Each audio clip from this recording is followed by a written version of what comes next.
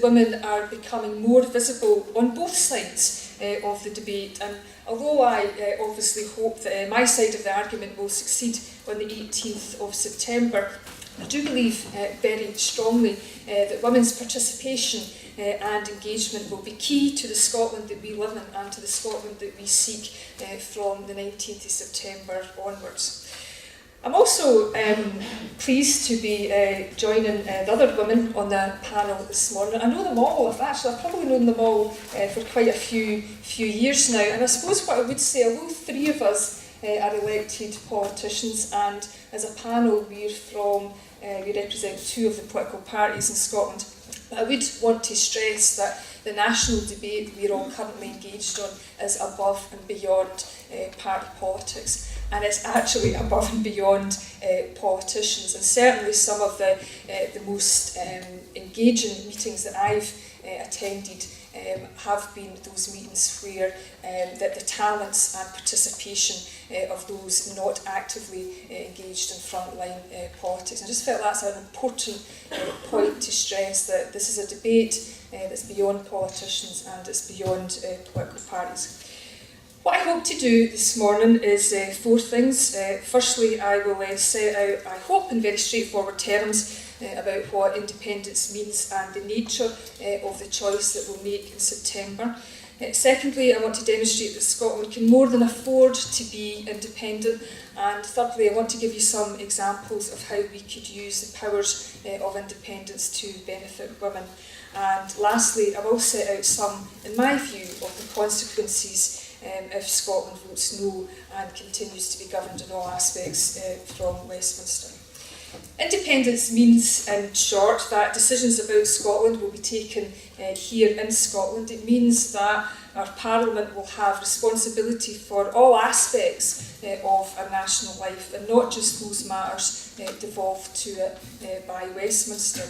Decisions about the economy, welfare, taxation, and whether or not we spend billions of pounds maintaining weapons of mass destruction on the Clyde will be taken here in Scotland and not at Westminster. And that principle, that decision about Scotland, how that decisions taken in Scotland are ones that best serve the people, I think has already been proven to work. We already have some independence with the Scottish Parliament, and I think there have been significant gains attributable to the Scottish Parliament and actually across the party political divide. So we already take our own decisions on health, education, justice, and I'm sure that most people would agree that this has achieved benefits and taken us forward as a country. For example, it's only because we can take our own decisions on health that we have been able to protect the NHS from privatisation that has been subjected to in England. It's why we are able to guarantee free personal care for our older people and free prescriptions. And it is only because of our own decisions on education that we are able to ensure that access to university is based on the ability to learn and not the ability to pay. So independence will extend these benefits to all other areas of government activity. And independence also means that we will no longer have to put up with being governed at Westminster by parties that we have overwhelmingly rejected at the ballot box, as we are now and have been for more than half of my lifetime. And instead, the Government of Scotland will reflect the views of the people of Scotland, and each and every time we'll get the government that we vote for. And that's what you're voting for if you vote yes. A no vote means that decisions about Scotland's future will continue to be taken at Westminster. Decisions on taxation, welfare, and on replacing Trident, and on whether or not we stay in the EU. These decisions will be out of our hands and will be in the hands of others. So those, in summary, are the two futures that Scotland's face. One future in which we take responsibility and decide our own future, and another future in which we wait for things to happen to us and can only mitigate the worst effects of decisions that we do not agree with or endorse. And I firmly believe that it is the need to control our own future and our own destiny, and that we need to be in a position to provide security for families and for future generations that lies at the very heart of this debate, and I believe will be best served by a yes vote. Now, this leads me to the next point that I want to make, and that is that Scotland has what it takes to be independent. Scotland can be a successful and independent country, and these aren't my words, these are actually the words used by David Cameron.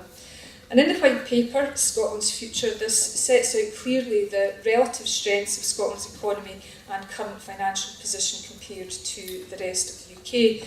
An independent Scotland would be the 14th richest country in the OECD compared to UK at the 18th. And even without North Sea oil and gas, our economic output per head is virtually identical to that of the UK as a whole. With oil and gas, it is of course considerably larger. So oil and gas is a huge bonus, but the Scottish economy also has key strengths in growth sectors such as food and drink, energy, creative industries, tourism, and the all very important life sciences. So per head of the population, we're very fortunate. We have more top universities than any other country in the world. Can I start by saying that I'm not a unionist? The word unionist has never meant anything to me as part of my identity. I didn't come into politics to defend the union. I came into politics to fight poverty and inequality wherever I saw it. I do believe, however, that the best answer to addressing poverty and inequalities across the whole of the United Kingdom, I genuinely believe that we are better together. I joined the Labour Party about 11 years ago now, when I came out of university, because I looked at what the Labour government was doing at the time, and I believed that they best understood equality and that they had the best track record of delivering it. It was, of course, the Labour Party that had introduced the Equal Pay Act in the 1970s. We introduced maternity leave, the minimum wage, tax credits, and a number of other policies like that, which made a material difference to women's lives, and I believe the Labour Party can do so again. I said I'm not a unionist, but I tell you something, I'm absolutely a feminist. And it's front and foremost with everything that makes up my politics and how I act on a daily basis. And I think that I was reflecting recently on Professor Ailsa Mackay, who'd be familiar to many people in the room, a very well-known feminist economist. And I was thinking after she very sadly passed away far too early, that we as women all have to resolve to be feminist economists now. We have to challenge our politics to think through the eyes of women and to challenge the way it's been, wherever that be, wherever those powers are in the Scottish Parliament, in Westminster or Europe, we need to put women's rights first and foremost, because if we can get women to be equal, then everybody benefits from that. Socially, politically, economically, we need a more equal world, and we'll get that if we put women at the forefront of it. In a speech that Ailsa made last year, she said something which I found on the internet of all places, which really struck a chord with me, and I want to share that quote with you. She said, "Women stand up and say the discipline of economics is failing us. We are dismissed only as women and that we don't understand the numbers." She says, "I'm an economist who doesn't do numbers, not because I can't do numbers, but because I refuse to do numbers. Because I think that we've got the underlying philosophy wrong to start with. So before we start counting things, we need to work out what it is that we value, what we should value, and the numbers come after that." Now, I thought that was really, really powerful. What is it as a nation that we value, and how are we going to take those values and apply them to our politics?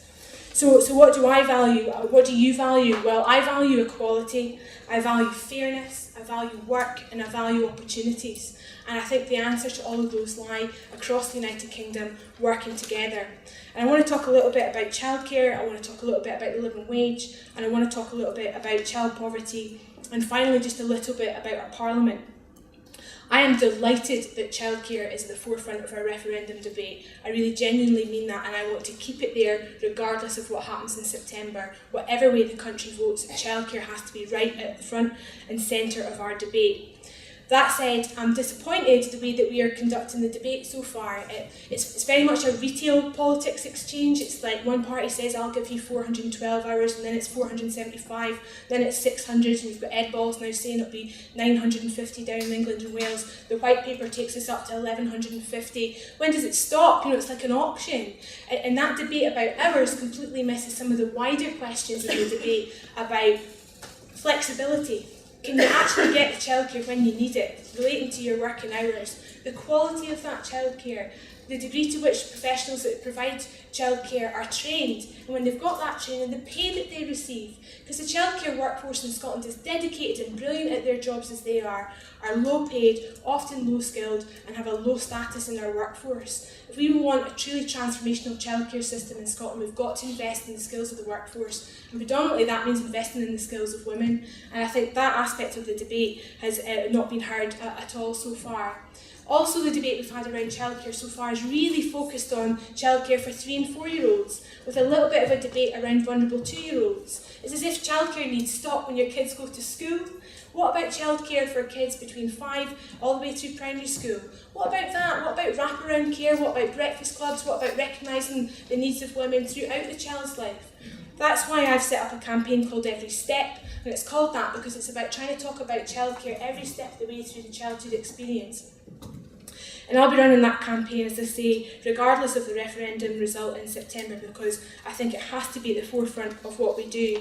We're asking women to return to work. That's part of the debate around childcare. We'll provide high quality childcare so women can play a more fulfilling role in the labour market.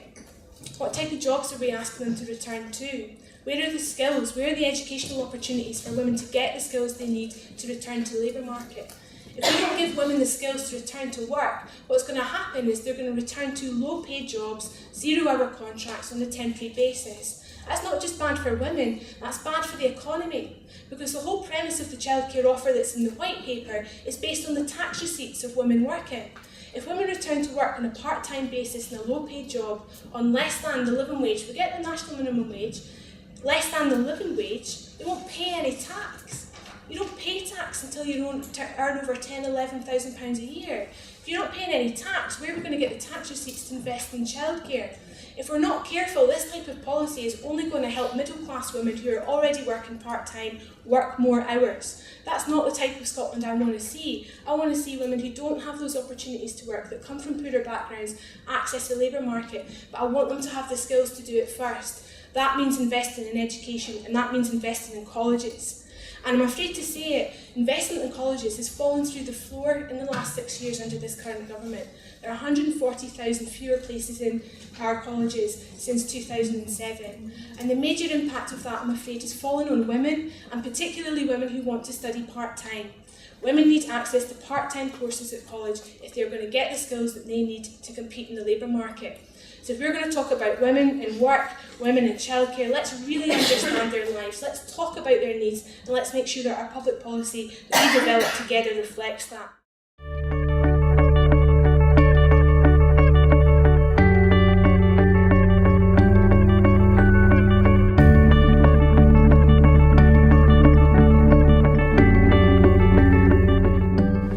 The answer is quite simple and is quite a short, sharp and focused answer.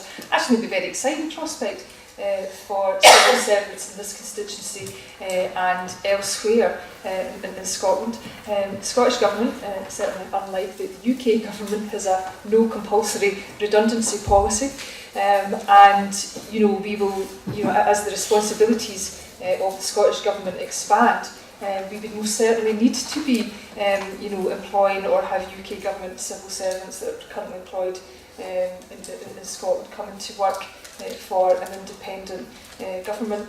We, of course, some people may wish to remain with their current employer.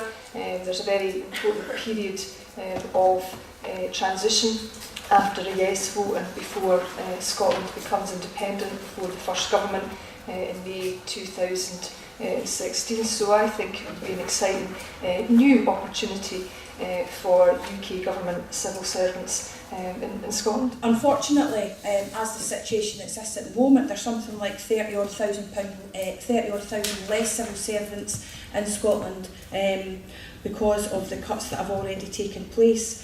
As a councillor in West Lothian Council, we too have a no compulsory redundancy policy, which I'm proud that this Labour administration has continued with. I think the dilemma and the worry for people that work in the civil servant, my husband being one of them, is that the transition between a yes vote on the 18th of September and the first independent Scottish Government is a short period of 18 months, and there's going to be a huge cost in the administration of setting up a new Scotland, an independent Scotland. And I think, unfortunately, the white paper doesn't detail that enough. It doesn't detail enough what will happen to the civil servants and the people that work in HMRC. So I think the main concern that I have is that if there is a yes vote, then there is a great uncertainty as to what will happen to jobs across Scotland, whether they be in the public sector or in the private sector. And the worry is that for a period of 18 months, those workers will be concerned about where their posts are going to be. I think it's easy enough to say that people will have a choice as to whether they stay with their current employer or move to their new employer as the Scottish Government, but that would mean moving their house, perhaps. That would mean moving to another country. So it's not as simple as to say people will have choice. Well, we have choice just now, we will always have choices, but it's going to put barriers in front of people, and it will mean perhaps great upheaval for families across Scotland.